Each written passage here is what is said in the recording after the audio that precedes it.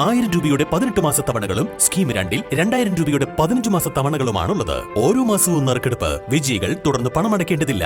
Anupama gold gallery, golden diamond, Edavanna, Thiruvali, Othayi. P V Anvar എംഎൽഎയുടെ തീരുമാനം വൈകിപ്പോയെന്ന് KPCC general secretary Aryadan Shoukath. മുൻപും പി വി അൻവർ നിരവധി പ്രഖ്യാപനങ്ങൾ നടത്തിയിട്ടുണ്ട്. ഡിഎംകെ പ്രഖ്യാപനം ഉൾപ്പെടെ ഇതിന് ഉദാഹരണമാണ്. പ്രളയത്തിൽ വീടുകൾ തകർന്ന് 5 വർഷമായിട്ടും ആദിവാസി കുടുംബങ്ങളെ പുനരധിവസിപ്പിക്കാൻ കഴിഞ്ഞിട്ടില്ല. പി വി അൻവർ എംഎൽഎയുടെ പ്രസ്താവനയിൽ UDF നേതൃത്വം ആലോചിച്ച ശേഷം ചർച്ച ചെയ്ത് തീരുമാനമെടുക്കൂ എന്നാണ് പ്രതീക്ഷിക്കുന്നത്. അൻവർ DMK-യിൽ ചേരുന്നു എന്ന് വലിയ വാർത്ത ഒക്കെ നിങ്ങൾ തന്നെ പ്രചരിപ്പിച്ചു. അൻവറും പറഞ്ഞു. അത് കഴിഞ്ഞ് TMC-യിൽ ചേരുന്നു എന്ന വാർത്ത വന്നു. ഇപ്പൊ UDF-ൽ ചേരുന്നു എന്ന് വാർത്ത വന്നു. ഇതിനൊക്കെ നമ്മൾ പ്രതികരിക്കാൻ നിൽക്കണം. അതിന്റെ ആവശ്യമുണ്ട്. അല്ല, അത് അപ്പൊ ഞാൻ അങ്ങനെയാണ് ഈ കഴിഞ്ഞതിലൊക്കെ പ്രതികരിക്കണ്ടേ? ഇതൊന്നും ഞാൻ ചോദിക്കട്ടെ, DMK-യിൽ അൻവർ ചേരാൻ പോകുന്നു എന്ന് DMK അല്ല പറഞ്ഞത്. അൻവർ TMC-യിൽ ചേരാൻ പോകുന്നു എന്ന് TMC അല്ല പറഞ്ഞത്. അൻവർ UDF-ൽ ചേരാൻ പോകുന്നു എന്ന് നിങ്ങളും UDF-ഉം അല്ല പറയുന്നത്. അല്ല, UDF അല്ല പറയുന്നത്. അപ്പോ ഇതിനൊക്കെ നമ്മൾ എന്തിനാ പ്രതികരിക്കുന്നത്? ഒന്ന്. രണ്ടാമത്തൊരു കാര്യം, അതൊക്കെ പാർട്ടി നേതാക്കന്മാർ തീരുമാനിക്കേണ്ട കാര്യം. നമ്മളെ സംബന്ധിച്ചിടത്തോളം പറയാനുള്ളത് അൻവറിന് അല്പം വൈകിപ്പോയി എന്ന അഭിപ്രായമുണ്ട്. കാരണം കഴിഞ്ഞ 9 വർഷമായി നിലമ്പൂരിലെ കർഷകർക്ക് ഈ കാട്ടാൻ അക്രമത്തിനെതിരെ നമ്മൾ വലിയ ജനകീയ സമരങ്ങൾ നടത്തി വരും. ആ ജനകീയ സമരങ്ങൾ നടത്തിയെന്ന് മാത്രമല്ല, അതിന്റെ പേരിൽ ഫോറസ്റ്റ് ഓഫീസിലേക്ക് മാർച്ച് നടത്തിയതിന്റെ പേരിൽ ഞാൻ 1-ാം പ്രതിയായിട്ട് ജാമ്യമില്ലാത്ത കേസെടുത്ത. ജാമ്യമില്ല വകുപ്പിട്ടിട്ടാണ് എനിക്കെതിരെ കേസ്. ആ കേസ് ഇപ്പോഴും നടന്നുകൊണ്ടിരിക്കുക. ഇതൊക്കെ നടത്തുമ്പോഴും നമ്മൾ ഈ ശബ്ദം മുൻപ് കേട്ടിട്ടില്ല. അതാ ഞാൻ പറഞ്ഞത്. പിണറായി വിജയൻ 1-ാം സർക്കാരാണെങ്കിലും 2-ാം സർക്കാരാണെങ്കിലും അപ്പോഴൊന്നും നമ്മൾ ഈ സംഭവം കേട്ടിട്ടില്ല. മാത്രമല്ല, നിലമ്പൂരിനെ സംബന്ധിച്ചിടത്തോളം നമുക്കറിയാം, ജനവാസ മേഖലയുമായി ബന്ധപ്പെട്ട് കിടക്കുന്ന പ്രദേശങ്ങൾ ഉൾപ്പെടുന്ന വന്യജീവി സങ്കേതം, കരിമ്പുഴ വന്യജീവി സങ്കേതം പ്രഖ്യാപിക്കാൻ വേണ്ടി ഒരുങ്ങിയപ്പോൾ അതിന്റെ യോഗത്തിൽ വെച്ച് ആര്യാടൻ മുഹമ്മദ് അന്ന് പറഞ്ഞൊരു കാര്യമുണ്ട്. ഒരിക്കലും ഞങ്ങളിത് സമ്മതിക്കൂല, നിങ്ങളിത് പ്രഖ്യാപിക്കുകയാണെങ്കിൽ എൻ്റെ ശരീരത്തിൽ ചവിട്ടിയിട്ട് നിങ്ങൾക്കിത് ചെയ്യാൻ പറ്റും. പക്ഷേ ഇടതുപക്ഷ ഗവൺമെന്റ് വന്നപ്പോൾ ചെയ്തത്, ഇവിടെ കരിമ്പുഴ വന്യജീവി സങ്കേതം പ്രഖ്യാപിച്ചു. അന്നും നമ്മൾ പി വി അൻവറിന്റെ അഭിപ്രായം നമ്മൾ കേട്ടിട്ടില്ല വസ്തുത. അത് കഴിഞ്ഞ് 2019 വന്നപ്പോൾ 2019-ൽ ഈ നിലമ്പൂര് പോത്തുകല്ല് പഞ്ചായത്ത്, കരുളായി പഞ്ചായത്ത്, വഴിക്കടവ് പഞ്ചായത്ത്, 3 പഞ്ചായത്തുകളിലെ 300 ചില്ലാനം ആദിവാസി കുടുംബങ്ങൾ പ്രളയത്തിൽ അവർക്ക് വീട് നഷ്ടപ്പെട്ട് അവർ പ്ലാസ്റ്റിക് ഷീറ്റിനുള്ളിൽ കഴിയാണ്. ഇപ്പോഴും നിങ്ങൾക്ക് പോയൊക്കെ കാണാം. 300 ചില്ലാനം കുടുംബങ്ങൾ. അവരെ ഒന്ന് പുനരധിവസിപ്പിക്കാൻ ഇതുവരെ കഴിഞ്ഞിട്ടില്ല എന്നതാണ്. എത്ര ജനകീയ സമരങ്ങളും ജനകീയ പ്രക്ഷോഭങ്ങളും നടന്നു. എന്തെങ്കിലും ആ ആദിവാസി സുഹൃത്തുക്കൾക്ക് വേണ്ടി എന്തെങ്കിലും ഒരു വിരലനക്കാൻ ഇവർക്ക് സാധിച്ചു? ഇതൊന്നും നമ്മൾ മുൻപ് കണ്ടില്ല. ആണ്, പിന്നെന്താ? അവസാനം വാണിയമ്പുഴ പോത്തുകല്ല് പഞ്ചായത്തിലെ വാണിയമ്പുഴ കോളനിയിലെ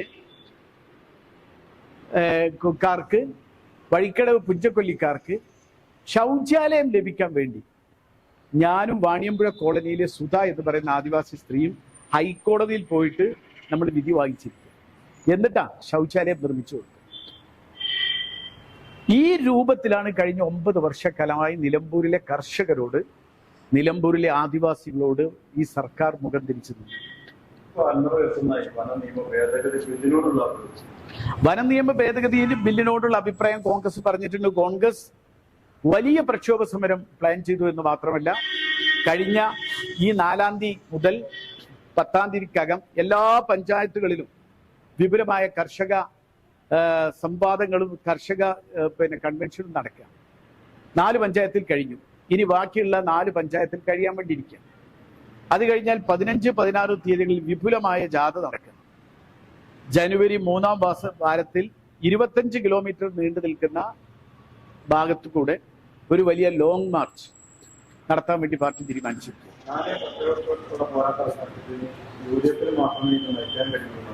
അല്ല, അത് അറിയില്ലല്ലോ, നമുക്കറിയില്ലല്ലോ. അത് അദ്ദേഹത്തിന്റെ ഒരു കാര്യമാണല്ലോ അദ്ദേഹം പറഞ്ഞത്. പക്ഷേ ബാക്കിയുള്ളവരുടെ അഭിപ്രായം എന്താവണം എന്നുള്ളത് ആലോചിച്ചാലല്ലേ പറയാൻ പറ്റൂ. അദ്ദേഹം നേരത്തെ DMK എന്ന് പ്രഖ്യാപിച്ചതല്ലേ, അദ്ദേഹം പിന്നെ TMC യെ കുറിച്ച് ആലോചിച്ചതല്ലേ, ഇതൊക്കെ ഉണ്ടല്ലോ. അപ്പൊ അതിനെക്കുറിച്ച് DMK ഒന്നും പറഞ്ഞിട്ടില്ലല്ലോ, TMCയുടെ കാര്യത്തിൽ DMC ഒന്നും പറഞ്ഞിട്ടില്ലല്ലോ. അപ്പൊ ഇത് UDF ആണെങ്കിൽ അത് ചർച്ച ചെയ്തിട്ട് എടുക്കേണ്ട തീരുമാനമല്ലേ. പലർക്കും അങ്ങനെ UDFിലേക്ക് വരാനുള്ള ആഗ്രഹങ്ങൾ പ്രകടിപ്പിക്കൽ സ്വാഭാവികമാണ്, അവരുടെ ആഗ്രഹമാണ്. പക്ഷെ UDFിലേക്ക് എടുക്കണ്ടേ എന്നാൽ UDF ചർച്ച ചെയ്തല്ലേ തീരുമാനിക്കാൻ പറ്റും. ആ UDF അങ്ങനെ തീരുമാനം എടുത്താൽ കോൺഗ്രസ് പാർട്ടി തീരുമാനം എടുക്കണം. ആദ്യം കോൺഗ്രസ് പാർട്ടി UDFിനെ നയിക്കുന്ന പാർട്ടിയല്ലേ, അവരാലോചിച്ചിട്ടല്ലേ തീരുമാനിക്കാം. അല്ല, അങ്ങനെ എടുക്കുമ്പോഴല്ലേ.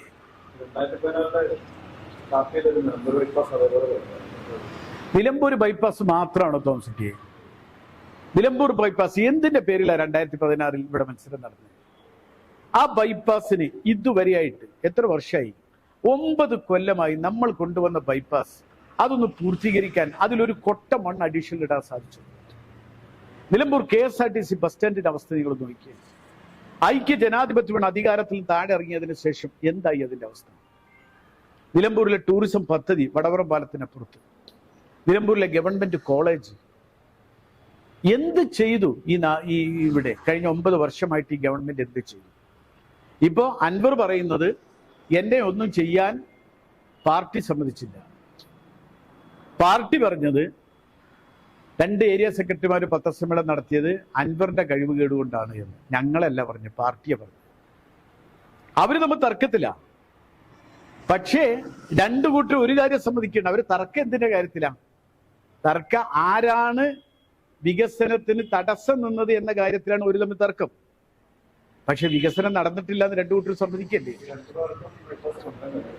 അല്ല, ആ 2 പേർക്കും വികസനത്തിൽ ഇവിടെ ഒന്നും നടന്നിട്ടില്ല എന്ന് പരസ്യം സമ്മതിക്കല്ലേ? നിങ്ങളുടെ ഇവിടെ വന്നില്ലേ പത്രസമ്മേളനം നടത്തിയത്? അപ്പൊ നമ്മളെ സംബന്ധിച്ചിടത്തോളം ഈ 9 വർഷക്കാലമായി വികസനം മുരടിപ്പ് അനുഭവിക്കുന്ന നിലമ്പൂര് അതിന്റെ മോചനം സാധ്യമാവണമെങ്കിൽ നിലമ്പൂരിൽ UDF ജയിക്കണം, കേരളത്തിൽ UDFന്റെ ഒരു ഗവൺമെന്റ് വരണം. 2016 ആര്യാടൻ മുഹമ്മദും കോൺഗ്രസും കരിമ്പുഴ വന്യജീവി സങ്കേതമായി പ്രഖ്യാപിക്കും മുമ്പ് ഇക്കാര്യം ചൂണ്ടിക്കാട്ടിയതാണ്.